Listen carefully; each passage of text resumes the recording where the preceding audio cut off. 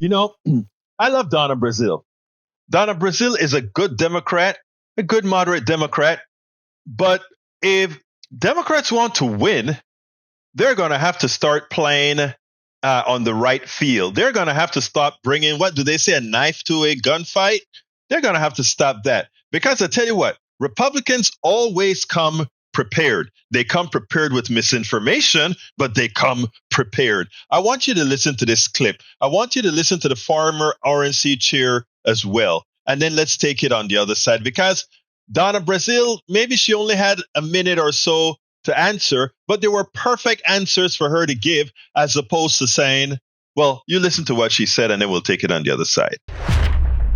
Has to be a choice between Joe Biden and Donald Trump. Whatever you think about Joe Biden, they know that that's the way that they can win this. Except here's their big problem. If they want to make this election about Trump, there's going to be Biden and Trump, and then there's going to be a couple other non-Trump candidates that are going to be on the ballot. So you make this about Trump, I think it plays in perfectly into how this election is moving forward, because they're not going to, if people don't want to go to Biden, they're going to say, oh, here's Cornel West. Oh, here's the Jill Stein. Here's the no labels candidate. And you're totally comfortable going to the election with a candidate who's been accused of 91 felonies. I'm comfortable if that's what the Republican Party wants to move forward with. Sure, 110%.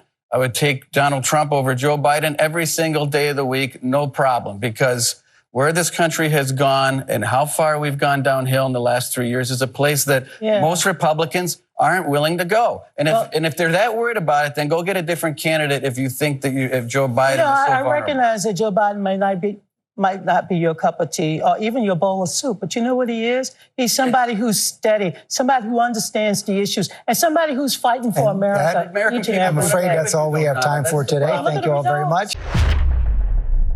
When Donna Brazile came out and said, but he's steady at the wheel. You know, that's not what America want to hear. America want to hear right away. As soon as he went ahead and says, well, you mean, Stephanopoulos left the door open. You mean you are willing to accept Donald Trump, the guy with all these problems, as your bearer, the bearer of the Republican mantra? And he says, well, if the Republicans choose him, of course, we will take him any day over what Biden has done. Look, you don't have to love Biden. You don't have to love that Biden isn't as progressive as you are, but he got a whole lot of stuff done for people on the low end as well. But check it out.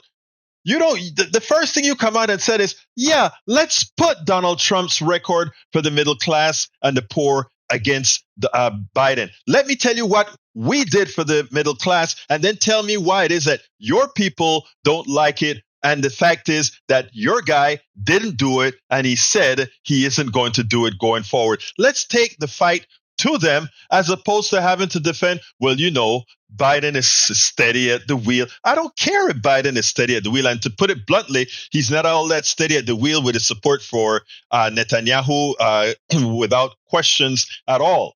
Well, not without questions. They're starting to question Netanyahu. But again, let's be clear here. If you want to win this fight, you have to be aggressive and you have to go out there and take it. You can't allow the fallacy about how great Donald Trump's economy was for the people. Donald Trump's economy was great for the capitalists, great for the folks who run stuff. It wasn't great for the regular person.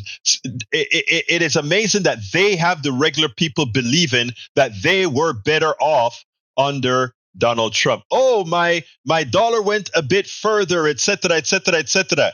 Let's be real.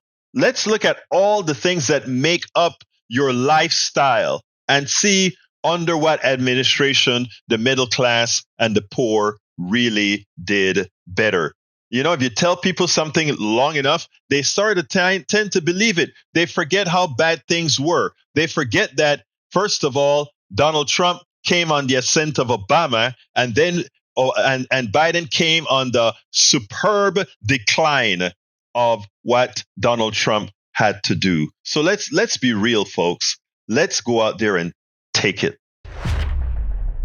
We spend a lot of time deconstructing the news, trying to parse it into a form that everybody can understand. We try to find those little nitpicks where it flies above the fray, etc. If you really like these videos that we do, I want to ask a big favor. Please go ahead. Number 1, subscribe to our channel, and number 2, please join if you can. Thank you so kindly for watching. Keep watching. Please remember to share. We must populate the entire internet with our progressive message, a message that we know is what most Americans say that they want. So help us, please join.